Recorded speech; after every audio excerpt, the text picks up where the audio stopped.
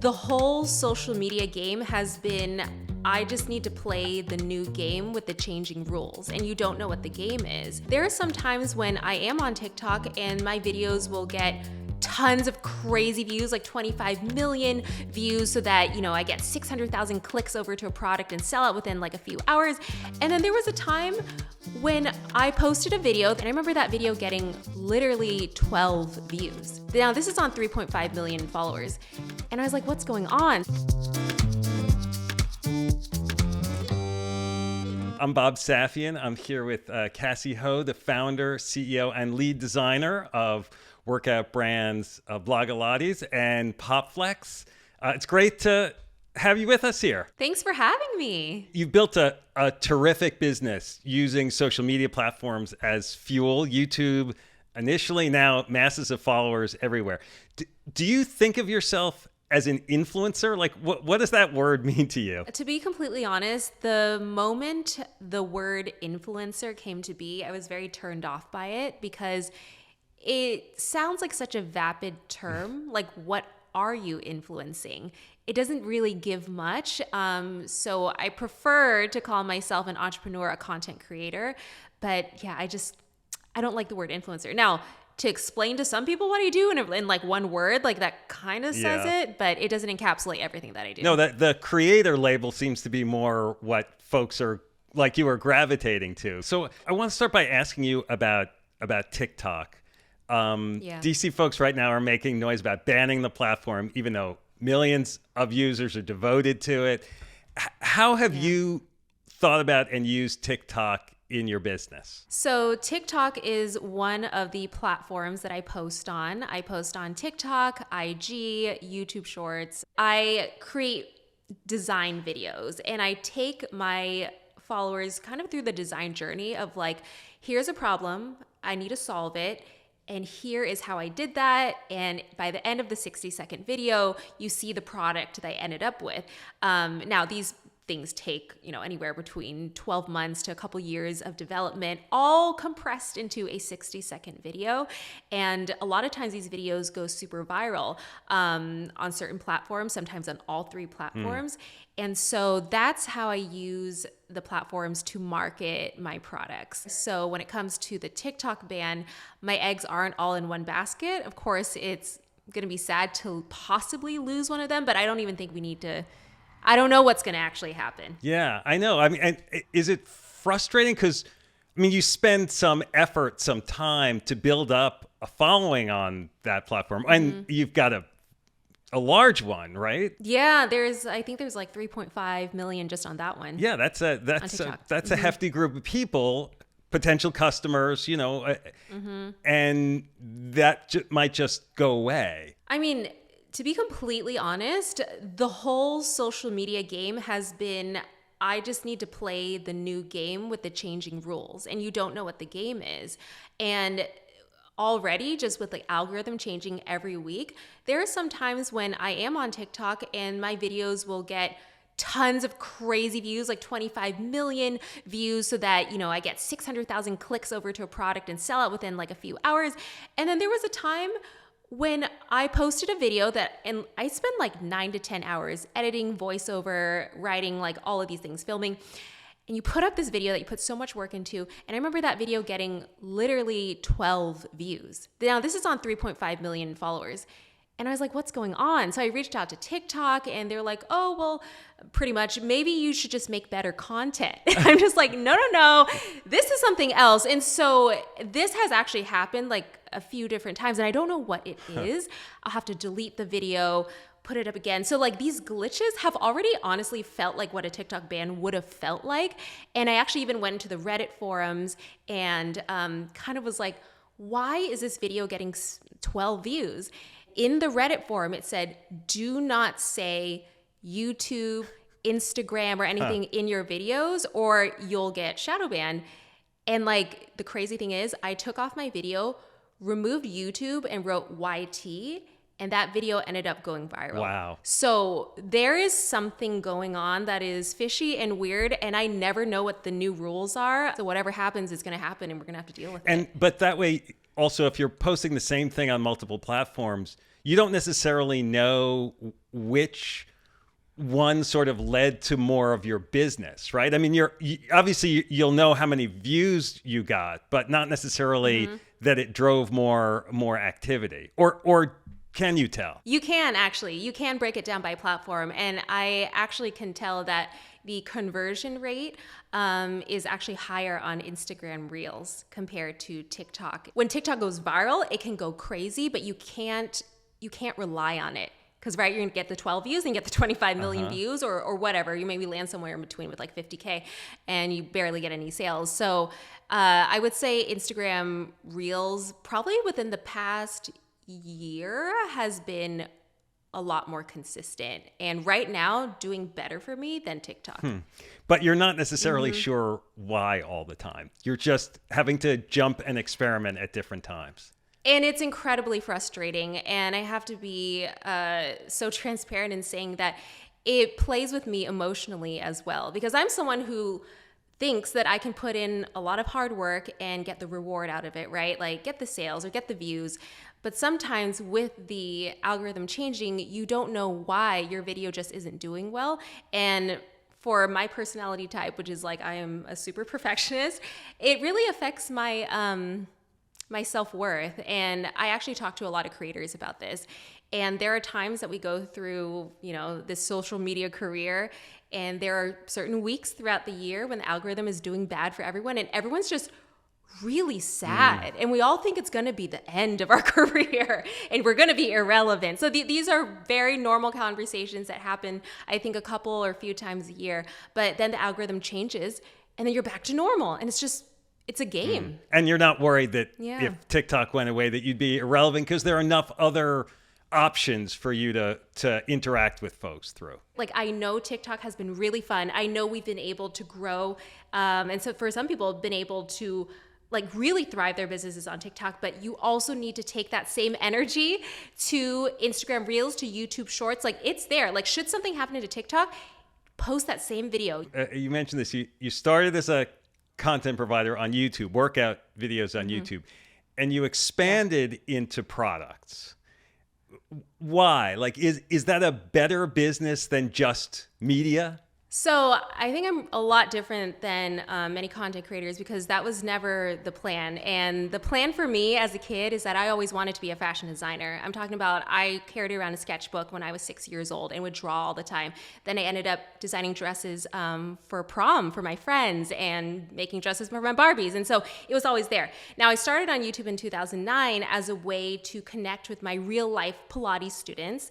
And the video was only supposed to be for 40 people. I was moving cross country. And so they're like, who else is going to teach this format to us? I was teaching pop Pilates, which is Pilates with pop music. Nobody was doing that at the time in where I was in LA. And so I made that video just for them. And then the next thing I saw was that there were thousands of views and hundreds of comments and people that were not my students asking for, well, do an arm version, do an ab version, do a butt version.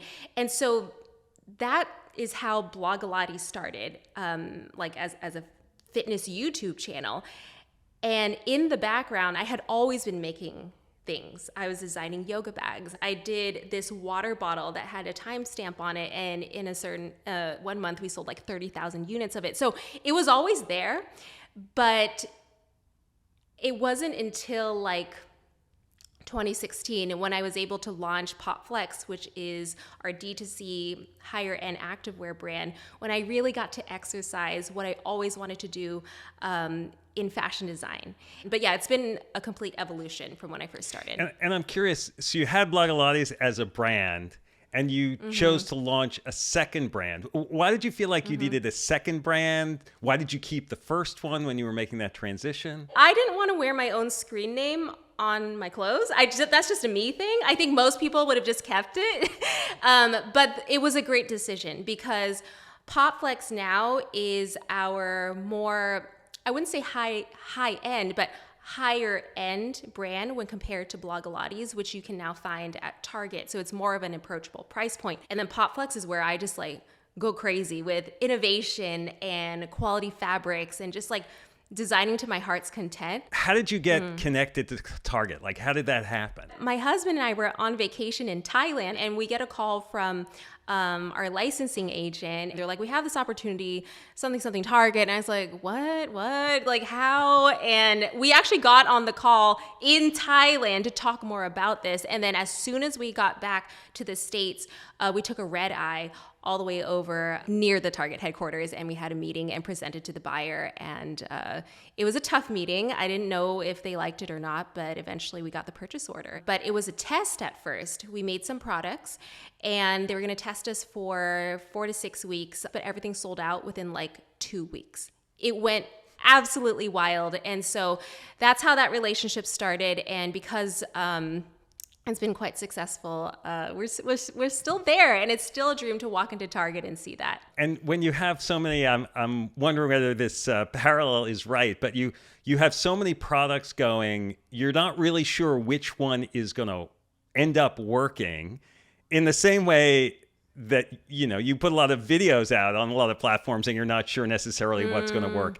Is the mentality that you learned by being active on the social platforms impacted the way you think about the way you run your business and the products? Oh yeah, for sure. I think being able to get that immediate feedback in the comments really helps give me a little bit of guidance. However, I can say that I always have a very strong feeling of when a video and a product will go viral. A few years ago, I designed this one skirt that I called the Pirouette skirt. It has a drawstring and this beautiful, almost like what do you call it? Like a petticoat looking outer layer. So it's tiered, it's mesh. Inside you've got the shorts with pockets, and there's no front seam, so it's anti-camel toe. Anyway, all these things to make it a really gorgeous functional skirt that you can wear to work out or dance, whatever.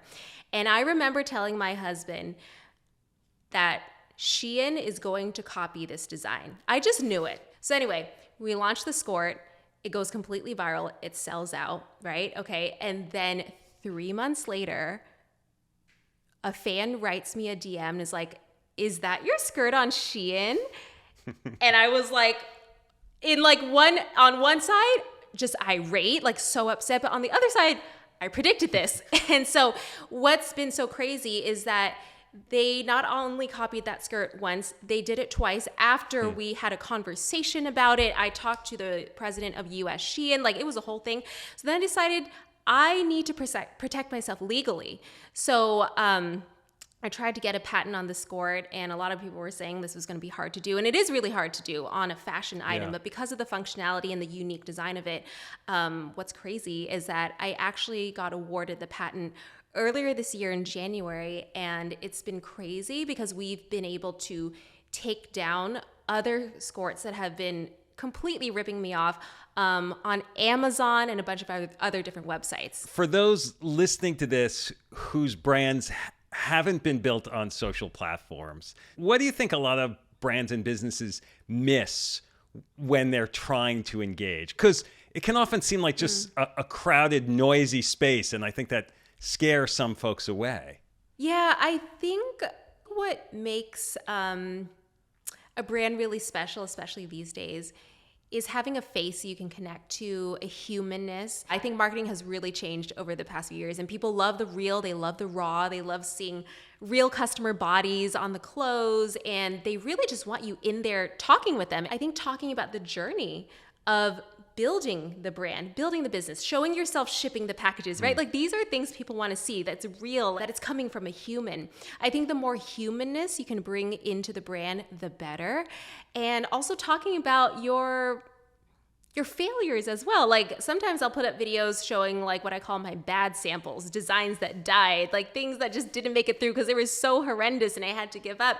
And that's fun too, because you've really got to show all the parts of yourself if you really want that honest and raw relationship with your audience. Do you feel like there's a more of a gap in the market for the kinds of work that you do because some of the folks you're competing with are just not as personally connected to the products? In terms of a gap, I think there is actually just a lot of competition. And I think where there's an opportunity is for the innovation. So it's interesting because back during pandemic times, all of these athleisure brands were popping up because at that time everybody was working out at home. And I remember telling my husband, and I keep referencing him because he's also the COO of our company and we talk about work all the time, it just never stops. But I was like, there's gonna be a day when we all cannot exist. Like you can't have this many activewear brands if you're not selling something different. We've seen brands already start to die out. And I'm not just talking about the Instagram ones, like when Beyonce's Ivy Park had to shut down. Like I'm talking about big brands with big financial backing. And so in order to stand out in the market, you really need to be doing something different. That's why I don't design anything unless I'm making a difference with the design. Do you know what gave you the confidence to sort of quit your day job and do Blogilates full time? Like, is there a story around that about how you made that decision? So in 2009, I put up my first YouTube video, and I was never meant to be anything. There was no like ad campaigns or making any money off of that. It was just really for connection, right? Okay. So then I get my first job on the East Coast. I'm getting into fashion buying, and I absolutely hate my job. But during this time, I actually was designing a yoga bag for myself. I bring it to class, and my students are like, "What's that?" Like, I want one of those. And so I made some and ended up putting it on like a tiny little website that I made by myself. And then I also shipped out three bags to like Women's Health, Shape Magazine, Fitness Magazine. And then one day my sister texts me a picture and she's like, "Is that your bag in Shape Magazine?" And I was like, "Excuse me, what?" So I run out to the nearest Target during lunch and I flip through the Shape Magazine and I'm like, oh my God, like this is a sign. I'm hating my job and my bag that I designed just made it into a national magazine. I took that as a sign that, hey, you can do this. And so what I did was I ended up quitting my job probably within like the next couple weeks. And then I bought a ticket to China on a Friday and I left on Sunday because I said, if I'm going to do this, I'm going to go hard. So I went to China to go to the Canton Fair to find a manufacturer. And I know I look Chinese and Chinese Vietnamese, that's what I actually am, but I don't actually speak Chinese. And so I had to get an interpreter and like really figure things out. I was probably like 22 or something, but I just went for it. And that was the moment that I decided to make designing my real thing. Now, in terms of content creation, because that's a different story, right? The moment that I knew that there was something more here actually does lead back to product. So this is probably around 2011 or something like that. And the YouTube channel was growing a lot. I might have been around like, I don't know, maybe 200,000, 100,000. I don't know. I definitely wasn't even at 1 million yet. So anyway, the fans on Facebook were like, "Cassey, can you make a shirt? Something that says Blogilates." That was the moment I realized, oh my gosh, okay, Blogilates is now a brand. And it sold out within like minutes. It was crazy. As your business has grown, what's the biggest challenge? What's the biggest struggle? Yeah, I mean, the biggest struggles will always be finding the right people to support your growth. My mistake back in, the 2016, 17, 18s when I was young and trying to figure out how to be a manager, I was hiring people mostly for their skill and their talent and not thinking about the way we could really work together and communicate. And so there was a lot of bad stuff that went down there. And when I say bad stuff, I just mean like a lack of appreciation. I would walk into the office with my body like actually shaking. My breathing was abnormal. My heartbeat was abnormal. It just wasn't the right people. And when you're not around the right people, they suck the energy out of you and you feel like you're not capable of anything. And in 2018, I almost wanted to quit everything. And there's something magical that happens when you're really at that breaking point, but you just try one more time really hard and it makes you so much stronger. Some people left and some people got let go. I mean, that's what it is. And look, it's like any relationship, right? If it's not working out, it's not working out. And we just need to end this chapter and we both need a fresh start. A lot of businesses start with co-founders, not necessarily spouses. Yeah. What should people think about if they're considering sort of blurring the lines between their business life and their personal life the way you've chosen to do it. I am very fortunate that Sam and I are both good at different things, very different things, and bad at very different things. So there is this natural divide between who's going to do what. Like, I'm more of the creative, the visionary, the design side, the marketing, and Sam loves numbers. He loves analytics and all that kind of stuff. And because of that, when we do get in any fights, we have to remember whose arena this is, and we let that person lead. And you try not to bring it home, or is it just home all the time? Oh, it's home all the time because we're remote. So we work from home, and we'll eat lunch or dinner and still talk about what happened at work. There was a time when we were like, okay, definitely no talking about work after a certain time, but it just felt so unnatural. And anyway, this is the season that we're in, the season of growth. And in order to keep that growth, sustained, I guess we're just working all the time. Anyway, what else would we be doing if we're not working? Well, I guess we could go on that vacation. Well, I hope you do that too. Cassey, this was great. Thanks so much for doing this. I really appreciate it. Thank you, Bob. This was fun. Yeah, it's great.